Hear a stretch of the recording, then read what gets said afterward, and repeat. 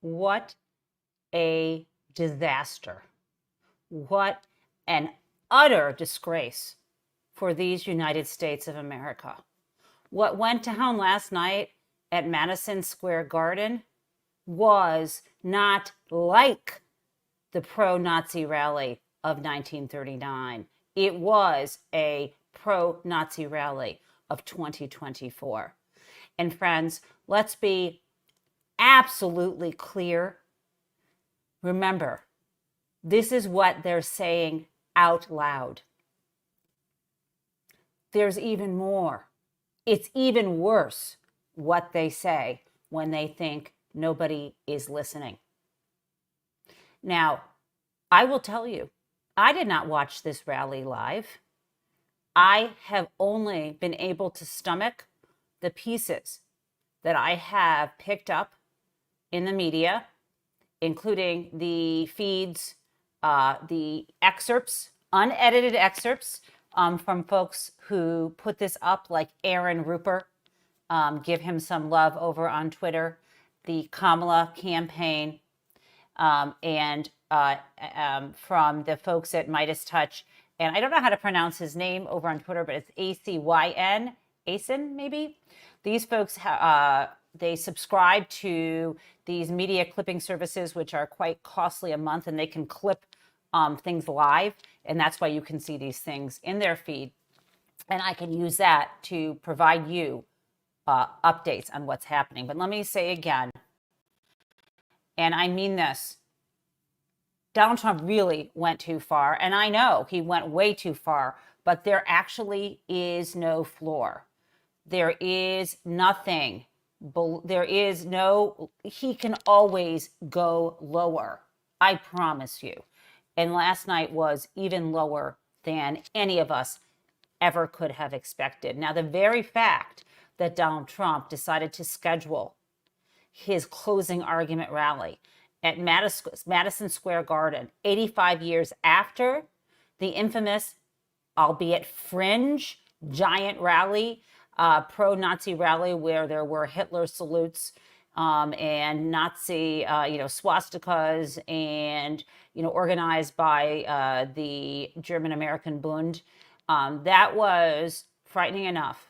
And there are films, I think there's a documentary called The Night at the Garden. And the fact that Donald Trump was choosing that location was absolutely a dog whistle to his most rabid base.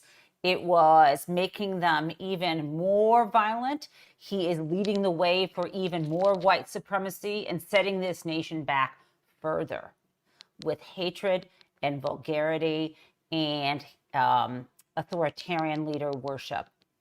And it's dangerous, and it's desperate, and it's going to have two effects. So when he really went too far, and I'm going to again show you, I'm showing you this thumbnail here, and I mean it. He went too far because this time, and I know you've heard it before, but this time this may have actually put the nail in the coffin of his campaign. And I want to share with you why. But before I do that, I think I owe it to you to play you these clips. Now, we have this guy, Tony Hinchcliffe, a comedian that probably not very many people ever heard of until last night, was one of the warm-up acts at Madison Square Garden. And I say warm-up acts, it wasn't like the camera was off. This was part of the program. And supposedly he's a comedian. Now, he's not very funny. And I will tell you, the sort of you can't take a joke stuff is pretty old because just, I want to point out that if someone makes a racist or sexist remark or a rape joke or something anti-Semitic and just laughs at you, if someone laughs at you, that's not a joke. That's a sadistic attack. Laughter, when you laugh with someone, that's very different than when you are laughing at someone to target them for violence. You're laughing at their weakness. For example, if someone falls down, someone's running and they fall down and injure themselves, and you laugh at them, and then you make a joke about their injury, that's not a joke. That's an attack. So I'm going to show you how this started. And I also want to point out too, we have a lot of people, and I'm going to share this with you, including the Trump campaign, who are trying to back away from these remarks of the people who were on stage. And it wasn't just this comedian, by the way, who said offensive things. They're trying to back away from it because it backfired. And the thing is, though, everything that was said on that stage, other than maybe some of Donald Trump's word salads, was put into a teleprompter in advance. They knew what he was going to say. They knew who they were hiring. This guy has a history of saying racist things and people laughing with him about it at people, right? So they knew who they were hiring. They saw the script. And this is a campaign. Now I'm going to play this for you, and then we'll talk on the other side. On. Like, I don't know if you guys know this, but there's literally a floating island of garbage in the middle of the ocean right now. Yeah. I think it's called Puerto Rico. Okay. All right. Okay. We're getting there.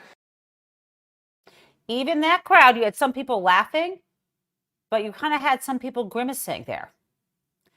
And this is just one of the things. But this struck so many of us as the same kind of shit from Donald Trump. Donald Trump is saying America, he hates America. He thinks that we are, trash. And then here is someone calling part of America trash, garbage. This is Puerto Rico. Puerto Rico, a territory of the United States. Now remember, the residents of Puerto Rico don't get to vote in the general election. But let me tell you, the Puerto Rican diaspora, people who have left the island and who live in the mainland of the United States of America, indeed do get to vote. And I want to share with you the impact of that. Okay, so let's show this to you. Before I do that, I want to show you, though, my view of Puerto Rico. I was there a year ago for an academic conference, and there are all parts of Puerto Rico that are being redeveloped.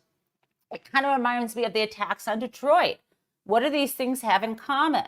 Places that are majority non-white. Places that are like Detroit rebuilding, Puerto Rico rebuilding from, the hurricane. Remember Donald went down there, tried to suppress funding because he was angry at the mayor of San Juan. And what he did threw people paper towels, right? Okay, let's go and look at my view of Puerto Rico from June of 2023. Okay, I gotta blow this up a little bit. So this is just, at a hotel where I was staying at, not even the conference hotel. That was a little too expensive and it was booked up, the academic conference. This is just when I was about to leave, just sitting by the pool.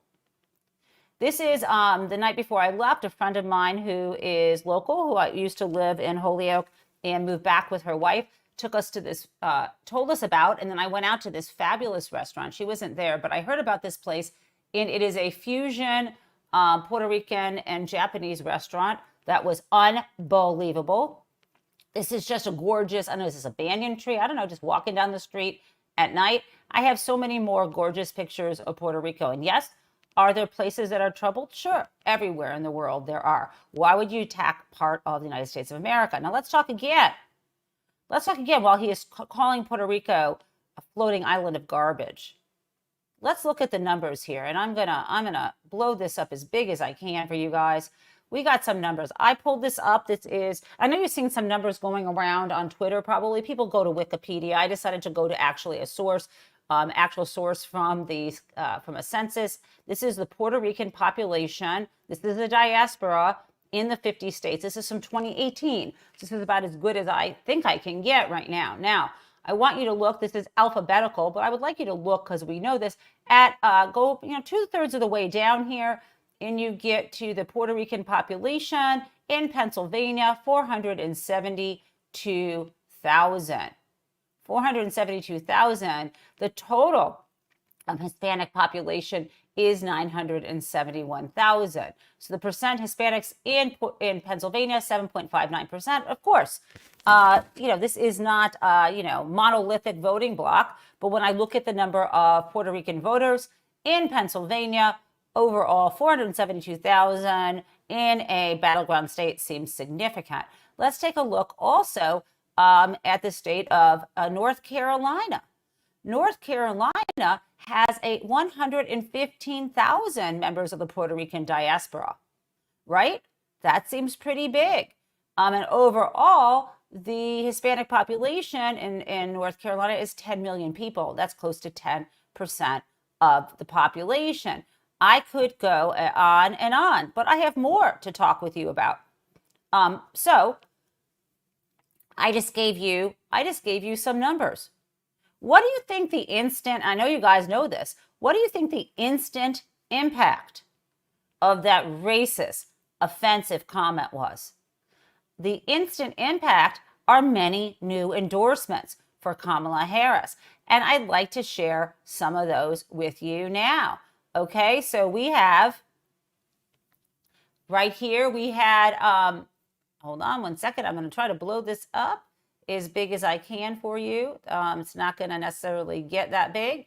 But we have right here Ariana Grande, who has 376 million followers on Instagram. That's more than Taylor Swift. Hard to believe, but it's true. And she just posted saying that she had voted for VP Kamala Harris. And this is kind of amazing. I'm going to share this with you too. We had Bad Bunny, J-Lo, Ricky Martin. This was a huge impact. Now, I'm not entirely sure if every single person did this as a result of this shameful, I'm trying to pull these endorsements off of here, as these shameful comments. But I will tell you, it sure as heck seems like it. And I'm going to add now to the stage. I will never forget what. Sorry. Let me add to the stage. So Bad Bunny is one of the biggest rappers in the world. He's from Puerto Rico. He's fabulous. If you don't know who he is, but I am now going to play what Bad Bunny shared on either his Twitter or Insta was this clip of Kamala Harris, in contrast, talking about what she can do, would like to do for Puerto Rico. So let's put this up here and you'll see what he shared. And you can see above that this is on my video that he was the one sharing. I will never forget what Donald Trump did and what he did not do when Puerto Rico needed a caring and a competent leader. He abandoned the island, tried to block aid after back-to-back devastating hurricanes, and offered nothing more than paper towels and insults. I mean, that says it. Paper towels and insults. But the most important thing here that I want you to see at the top of the page is you can see that that is Bad Bunny who had shared that. And then, of course, endorsed Kamala Harris. Now, I'd like to, there's going to be more I share with you about this rally, but it's important for me for you to see the contrast. And the Harris campaign put this out as showing, I believe this is the Harris campaign who did this little video showing the contrast between this so-called comedian, Tony,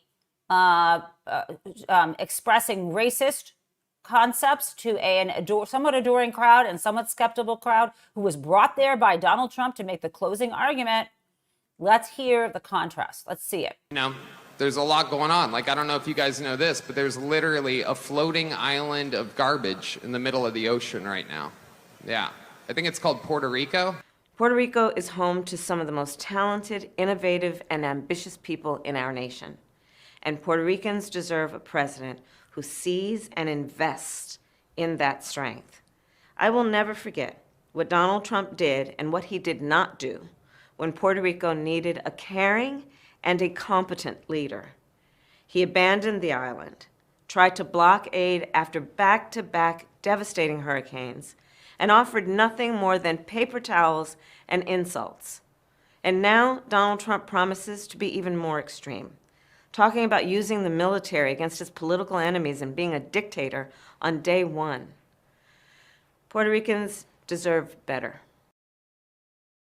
So some of that repeats what you saw before, but this is critical because at the same time, this pro-Nazi rally was happening last night in Madison Square Garden. Harris was putting forward, I believe she was in Pennsylvania, her vision for helping rebuild Puerto Rico. Okay, so, you know, it is literally a juxtaposition. It is literally easy to draw these contrasts. Now, there's even more.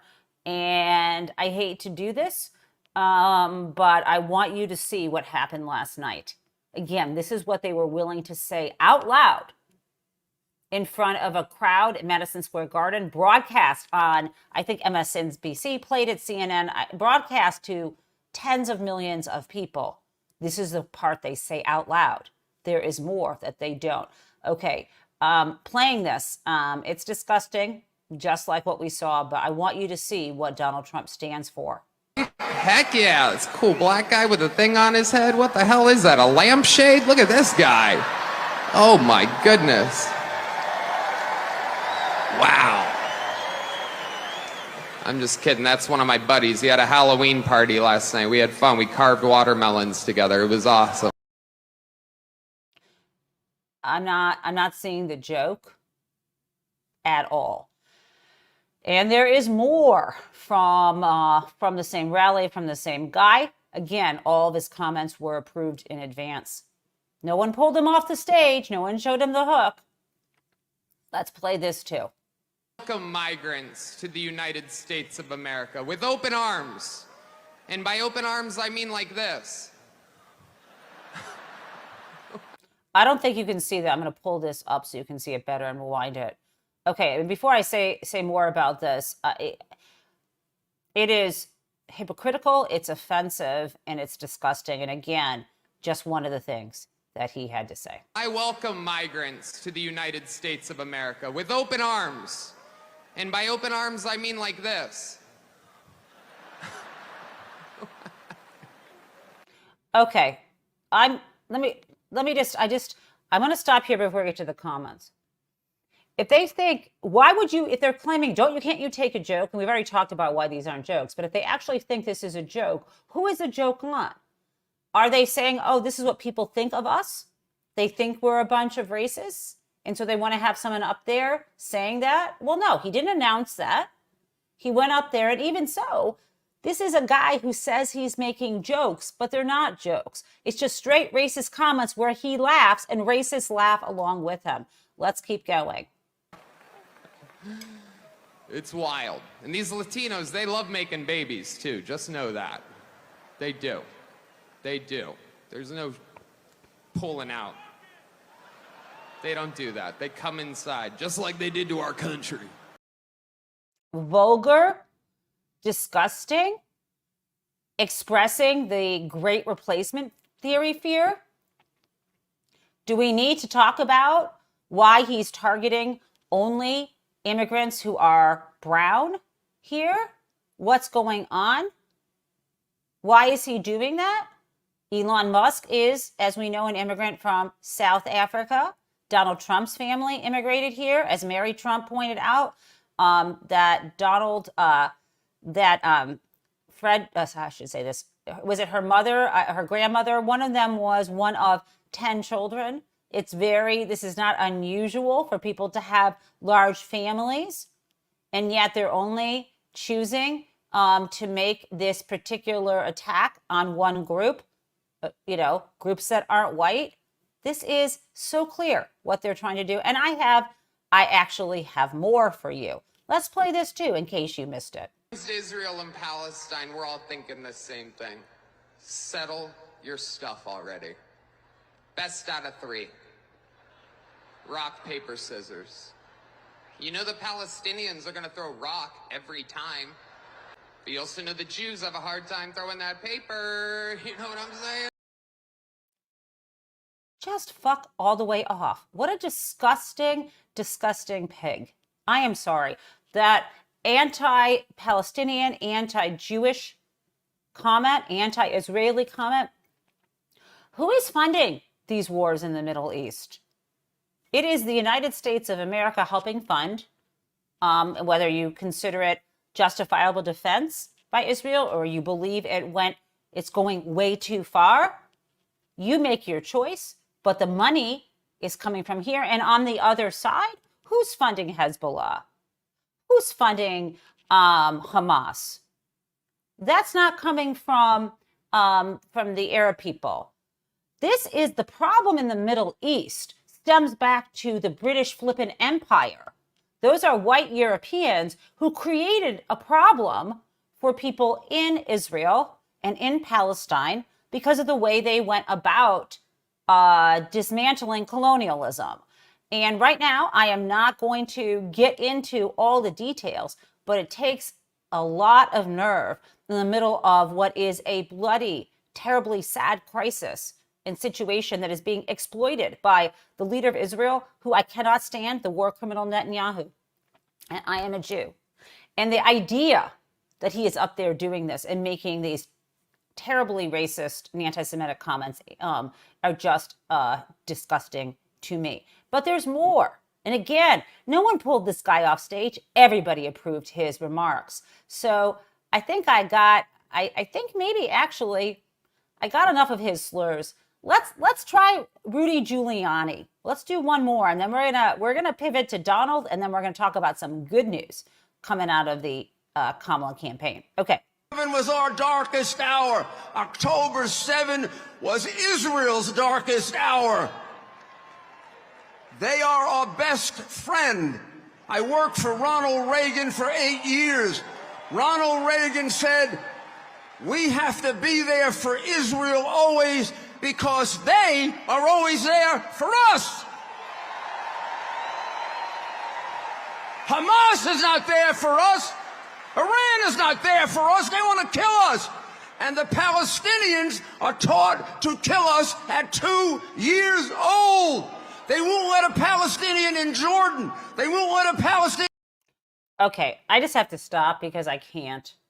Trying to demonize every single Palestinian is essentially is laying the groundwork for genocide. It's justifying starving people in Gaza. I didn't call it genocide. I'm not going to those places, but I will let you know that both Sinwar, the head of Hamas, who's no longer alive, and Netanyahu are considered by the International Criminal Court to be war criminals. And I got one more thing to say on this particular topic before I show you what Donald Trump had to say last night at the rally, which is this. And I saw this from my friend, well,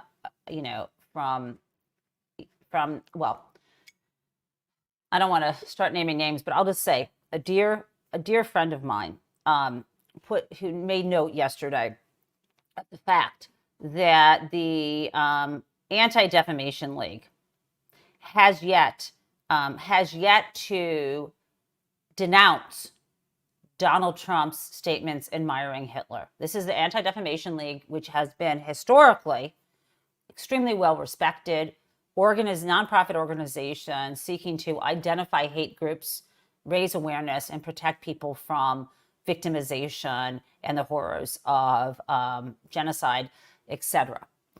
And the ADL right now, and I'm going to read this from I'll read it actually. My friend Julie Ziebrick put this up on Twitter.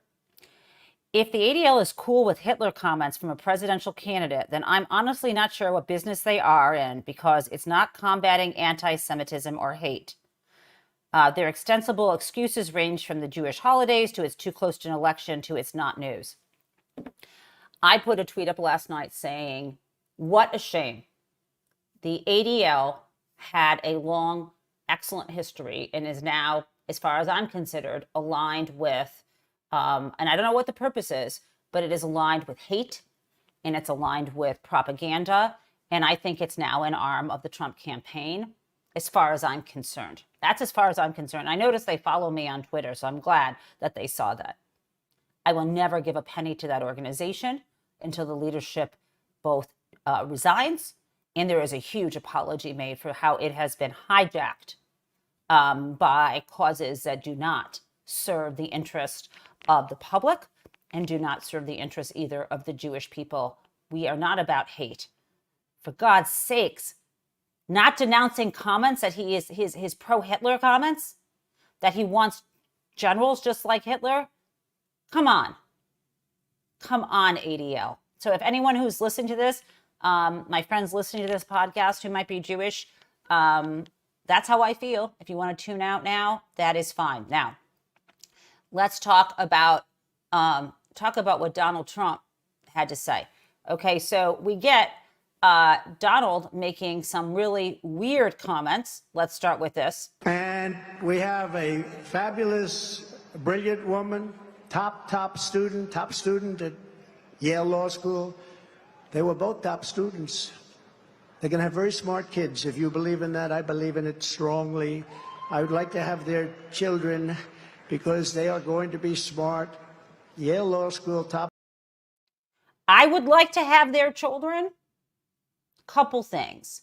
Not only is that insulting to his own children, that's the least of it. I would like to have their children. Like he thinks of Usha Vance and JD Vance as breeders so that he can take their children. It's really creepy and weird. But on top of it, you know what, guys? I know someone else, a couple who were top students at Yale Law School. You know, Hillary Clinton and Bill Clinton. I know he wasn't as high of a scorer, but he certainly was a top student in terms of his presence on the campus. And you don't get into Yale Law School without a level of brilliance. And yes, they have a child, and her name is Chelsea Clinton. And I think she'd like to have a word. I don't think she wants Donald Trump to have her. What a flippin' creep. Now, there is more. There is more at this rally that Donald Trump said. And this is the most disturbing piece of it. And we've talked about this before. And just to give you a lead into this, remember when I told you that what the plan was? I said I didn't know it was a plan, but I can use my brain. And I know how the Constitution operates and how Donald Trump would use it. Remember when I told you that you had to look at how this all goes down? January 6th is the day when we know the House and the Senate have their joint session of Congress where they, where the vice president presides. This is every 4 years. And so January 6th, 2025, that will happen. We know who the vice president is, Kamala Harris, and there'll be joint sessions of Congress on January 6th.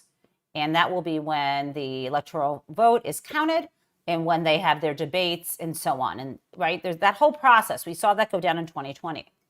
But what you need to know is that on January 6th, Kamala Harris and Joe Biden are still, vice president and president respectively. But by January 6th, there already is a new Congress, right? Because that happens like January 3rd, right? So what does that mean? The reason why Donald Trump is campaigning in states and in districts to try to make even though he cannot win the electoral vote in those states, is so he can make sure he maintains control of the House. It's really important for him also to try to flip the Senate. But all he needs is the House, right? And I told you if Mike Johnson, so if the Republicans retain control, let's say, we have our election and let's say the Republicans have more seats in the House of Representatives. That new House gets sworn in on January 3rd, and it will be whoever the Speaker of the House is, which, for example, would be Mike Johnson or some other Trump supporter.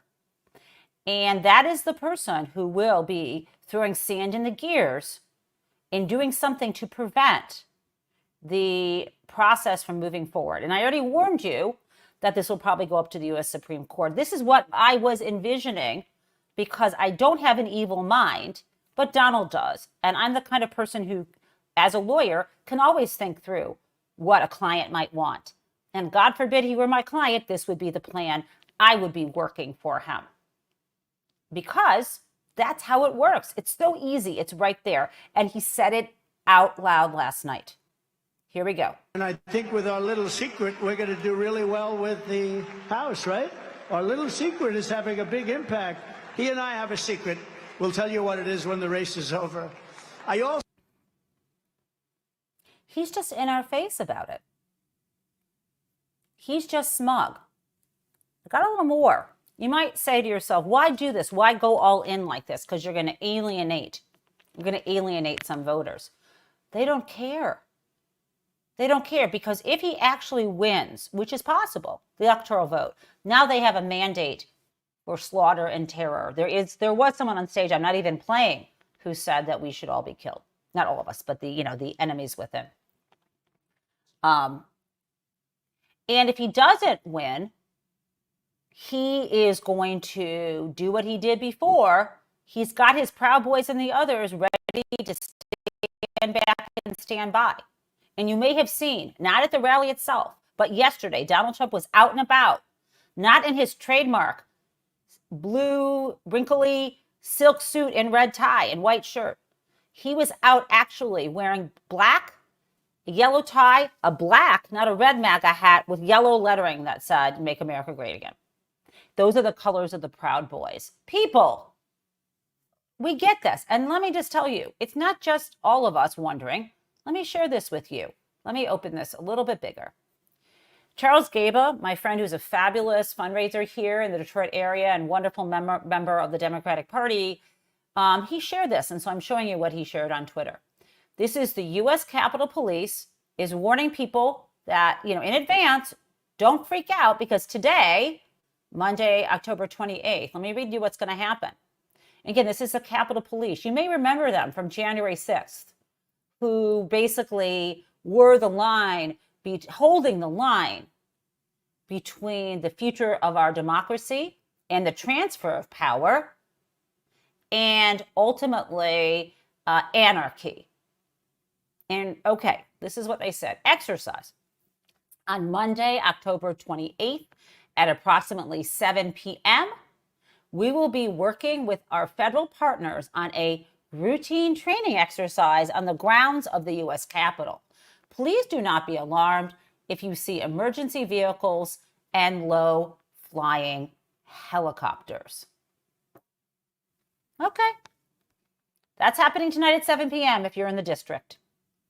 This is where we are. Now, you might think, why are they doing this now?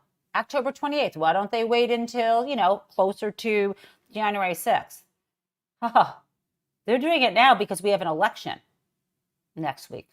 God knows what is going to happen. Okay. So that's what is going on right now. I got let's flip the switch a little and give you a little good news. Oh, wait, one more thing. I don't want to flip the switch. I'm not going to show you this video because I don't really want to listen to Dr. Phil, but he basically did this video claiming that the U.S., this country, was built on so-called hard work, not DEI. Well, DEI means diversity, equity, and inclusion, right? It is a process of making sure that everybody in this society has an opportunity to be included and thrive in the face of outright racism and white supremacy that we still see around us. Not just the history of it, but the reality today. And here's what he had to say. He basically said, this country wasn't built on that. Okay, that's bullshit. As my friend Keith Boykin, and I often show the videos, Harvard Law graduate, CNN commentator. I'm going to read you what Keith had to say.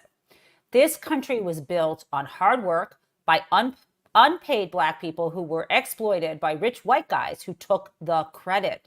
Meanwhile, Donald Trump, inherited $400 million from his KKK daddy, and Dr. Phil became famous because a Black woman, meaning Oprah, gave him his platform.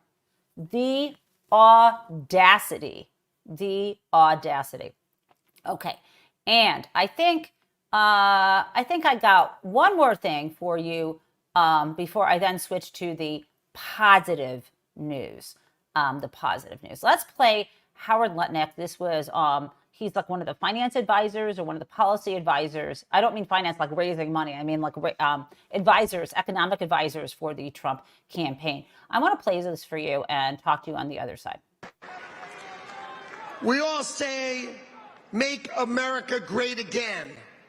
But let's just go over for a minute what that means, because we all say it as a slogan.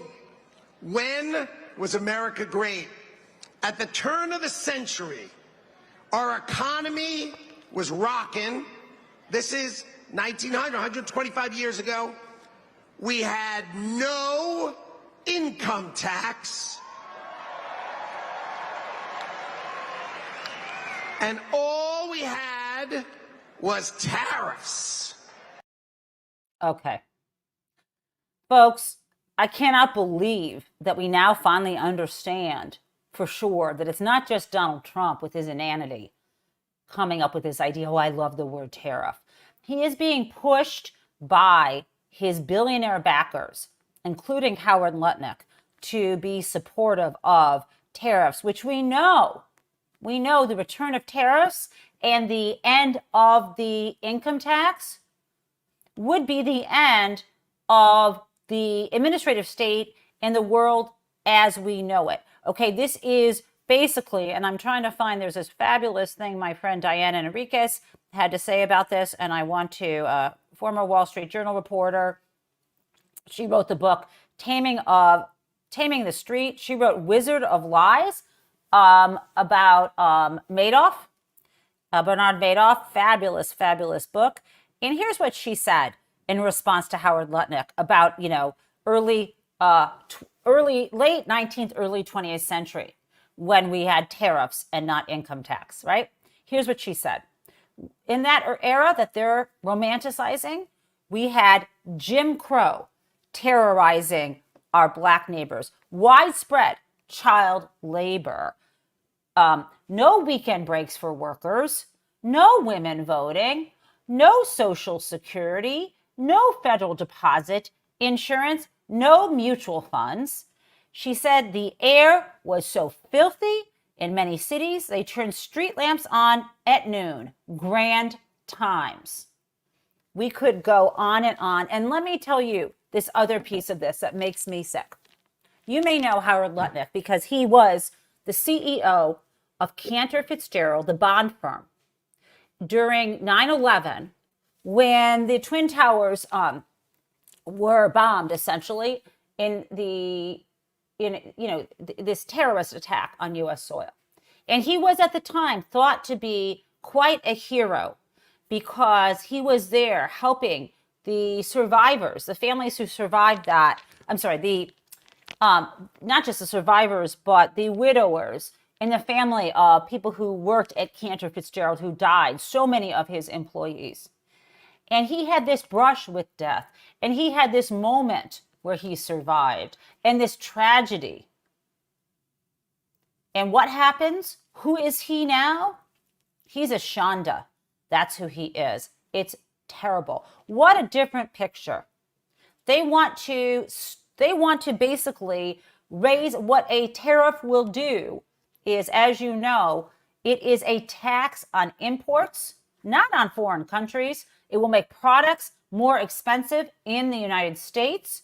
And they also want to get rid of the income tax. If you think we have a trouble with oligarchs now, this will be a worse gilded age than we have seen before. Because now, instead of a gilded age, we now have the people who are the rich billionaires in this country are even more corrupt than the folks were, than the industrialists back in the day, the railroad barons and the other robber barons. We have our oligarchs now have direct ties to the murderous regimes of Vladimir Putin as one example. That is what we are dealing with. And that brings me to, again, before we get to the good news, the most disgusting news of all, which is this. Both the Washington Post and the Los Angeles Times, the owners blocked the editorial team. So there's supposed to be, as you may know, there's always been this thing, the separation they call it between church and state, between the business side of the newspaper and the editorial side. We know the editorial page is separate also from the news division. That is how this has always been done. But the Washington Post, which was willing to endorse other candidates, decided this year, not to endorse anyone at the top of the ticket. Jeff Bezos stopped it. Why? Because he has his other businesses that will benefit from the Trump regime. Same story. We've got a similar story with the billionaire running the Los Angeles Times. Many of people I know, including my dear friend Jennifer Rubin and others who are columnists at the Washington Post, had the courage to put out a letter that they signed saying, denouncing this. There are people who are now resigning from the Washington Post. And I have friends who say, don't cancel your subscription. That's going to hurt the journalists there. I still did. What difference does that make? It's paid through next year. I've canceled it. What am I doing? Well, it's all I can do. Because the problem is, the motto of the Washington Post, democracy dies in darkness. No, Washington Post. Washington Post of the Katharine Graham era, Washington Post of the many Pulitzer Prizes, Washington Post willing to speak truth to power and take the fight all the way up to the Supreme Court.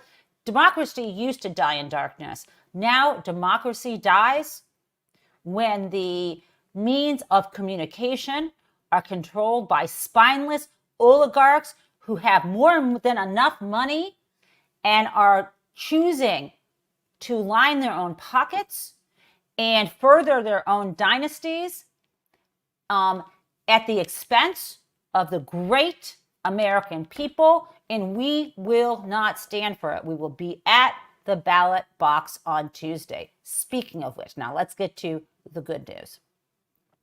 Here we go.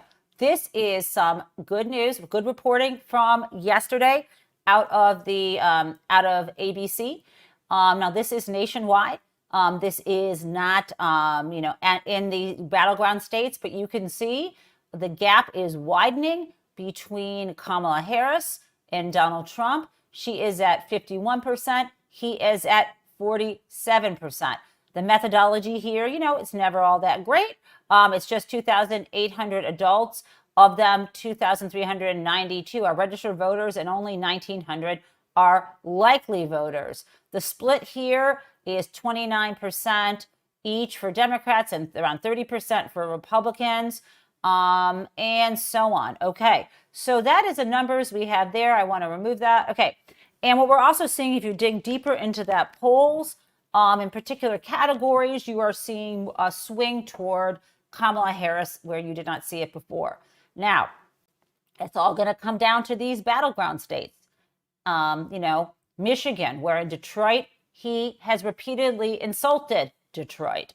Now Pennsylvania, with a giant population of members of the Puerto Rican diaspora. I'm hoping folks get out and vote. This is tremendously important. Now, of course, I need to share with you one more thing before we get to Crazy Town. And this, I believe, yes, here we go.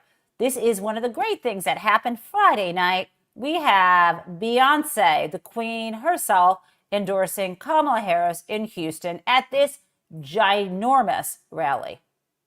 So happy to be standing here on this stage as proud country Texas women supporting and celebrating the one and only Vice President Kamala Harris. A woman who's been pushing for what this country really needs right now: unity. It's impossible not to feel the energy in this room, the positivity, the community, the humanity. We are at the precipice of an incredible shift, the brink of history. I'm not here as a celebrity. I'm not here as a politician. I'm here as a mother. A mother who cares deeply about the world my children and all of our children live in. A world where we have the freedom to control our bodies. A world where we're not divided. Our past, our present, our future merge to meet us here. Imagine our daughters growing up seeing what's possible with no ceilings, no limitations. Imagine our grandmothers. Imagine what they feel right now. Those who have lived to see this historic day. Even those who are no longer physically with us. Imagine all of their sacrifice. The sacrifices made so we can witness the strength of a woman standing in her power, reimagining what leadership is. The choice is so clear. The choice is so clear. That brings tears to my eyes, because on the merits, even if we did not have this monster, this racist, this man who holds a Nazi rally, a pro-Nazi rally in the same space a rally was held in 1939 with the rise of Hitler. what is the choice here. We don't even need that on the other side to choose our future, to choose Kamala Harris. Now, I got to play for you our Crazy Town music because I got something super crazy. So, I don't even know what this guy is or who he is, but this is one of the speakers at yesterday's rally, and he was off the charts crazy. And so, here we go, guys. In fact, she is the devil, whoever screamed that out. She is the Antichrist at her. Did you hear that? That was nuts. At one point, this guy was holding a cross. Guys, we only have 8 days. 8 days to crush this fascist movement once and for all. And it's crazy, but that's where we are. See you tomorrow morning. Be well.